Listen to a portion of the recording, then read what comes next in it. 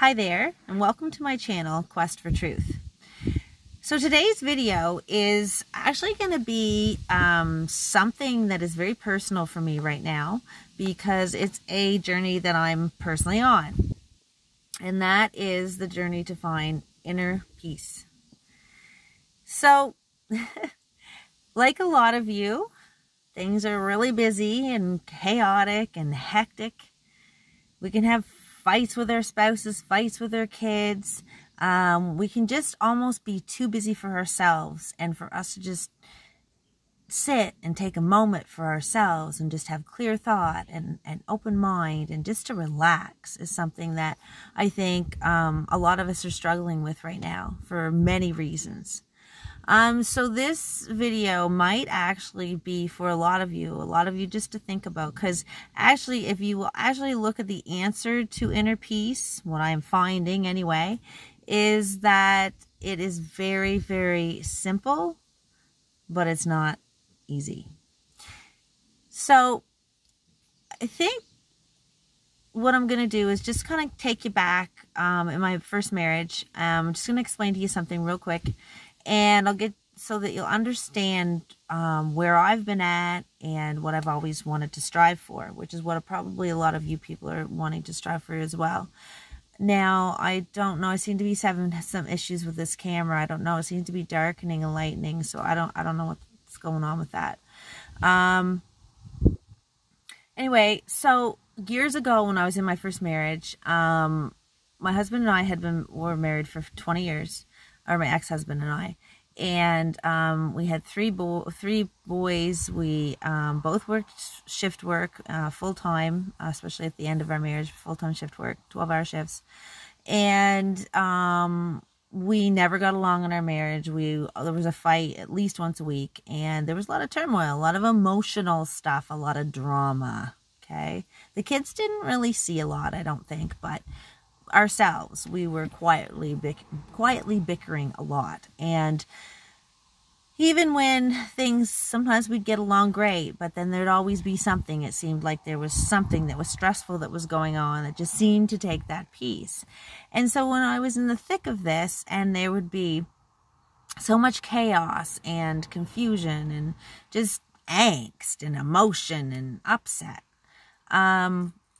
in the middle of this, I'd usually just turn to my husband, or I'd even think myself, or say to myself, you know, I wish I was the type of person that the whole world could be falling at my feet in chaos and drama and everything else. And all my reaction would be is just to pick my feet up and walk over it and be calm and rational and cool as a cucumber. Peaceful. Right? Even when circumstances clearly aren't peaceful. That is the key, right? So, what is the opposite of peace? What is peace, first of all? I look at peace as, well, now I look at peace totally different than I used to, but I look at peace as just being now. I look at peace now, inner peace is just being aware, being conscious, but only if I decide to react to something and I want to react to something, will I? Meaning there's no kind of emotional trigger. There's no kind of emotional action. That's, to me, is what inner peace is. Inner peace to me now is really no thought at all. To be able to sit and not dwell on so many things that aren't even happening in this moment. And that is really inner peace. You know, Jesus wants inner peace for us. This is a spiritual battle, like I've said every video before. God wanted peace for us. Right? That He didn't create us for this. He didn't create us to struggle for where we're going to live and what we're going to eat. He really didn't. If you look back at in Genesis at the very beginning, he didn't want that. But if you also understand what happened, Lucifer came in and he deceived and corrupted Adam and Eve. And then all kinds of things happened after that, but he lives here now. He is orchestrating things here. Our enemy, Lucifer, Satan, he's here and he's manipulating us all, and he's taken that peace that God created us to have. He's taken it and he's deceived us. And he's programmed us with ego, and he's totally distorted things and deceived things, which have changed people. Well, let's be honest. It has changed what people were supposed to be, especially now. And it says that in the Bible, that at the end of days, basically that people, they'll have less empathy. You know, they'll have less empathy and compassion. I forget how the verse goes. Like I said, with me doing verses of the Bible, I'll probably butcher it, so I'm not even going to try, but it does say that people, basically, the love of many will grow cold, and I don't know, there's a little bit more to it, but that people in the end days, which I've said I truly believe we're in now, that people won't have any empathy and compassion. So that alone, just knowing that we're in a sea full of people that don't have compassion for other people, compound that by the fact that we've got to struggle for survival, struggle for somewhere to eat, sometimes struggle for a place to live that's only a little tiny box, and it shouldn't cost that much, you know, for a little tiny piece now of the world. Now you've got to pay this exorbitant amount. Like, there's a lot of stress, which takes your peace if you're not careful. However, there is one thing that you need to understand about peace. Peace is internal, not external. So really, yeah, I just said that whole thing about stress and how stress can take your peace. But really, stress can only take your peace if you let it. What do I mean by that? So what I mean is, there are some people that just one little thing happens in their life, like they break a nail, and they could go on for 2 hours about it. Other people in the world, like this YouTuber I'm currently watching, that has probably terminal cancer, and she's got 2 young kids, and she's got a very supportive husband, but her strength and her outlook on life, with not having that good of a prognosis for her life in the next little while, it's amazing. It's amazing, her outlook, right?